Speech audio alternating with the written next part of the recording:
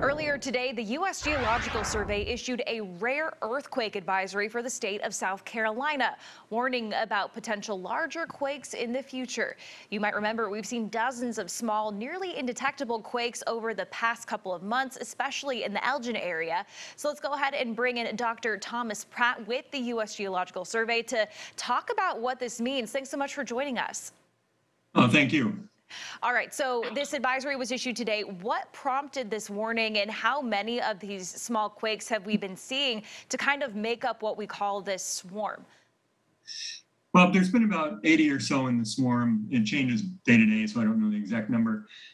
What prompted us releasing this is that we're getting a lot of questions about what's going to happen. Are these going to continue? Are they going to stop? Are they leading to something larger? So we thought we'd have our statisticians take a peek at it and see what they could tell us about this swarm and where it may be going. And so with that, what is the USGS predicting? There's a couple of different scenarios or ideas because, again, these things are hard to predict, but what paths do we think that this could go on? Okay, well, one comment is we don't like to use the word prediction because that implies we're going to tell you when an earthquake's going to occur and how big. We refer to them as forecasts. We're kind of like forecasting the weather, where we're saying the chances of different things happening.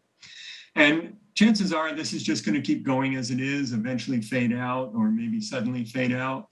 But there is a very small chance, and it's very difficult to predict this or to assess this. There is a small chance it could lead to a larger earthquake, that these could be foreshocks.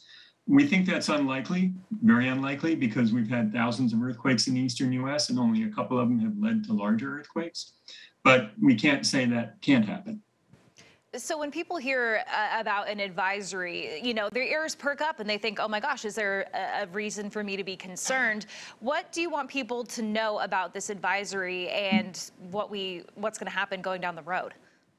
Well, we're just trying to inform people of what we think is going to happen and what they can expect in the future. And the short answer is that it's quite likely that these earthquakes will continue for a while longer and eventually fade away or stop.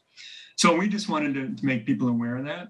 We like to emphasize that these should be taken as an alert, if you will, that think about your emergency preparedness plans, thinking about your emergency supplies you have on hand, and be prepared for more emergencies, whether it's an earthquake, whether it's a tornado, whether it's a flood.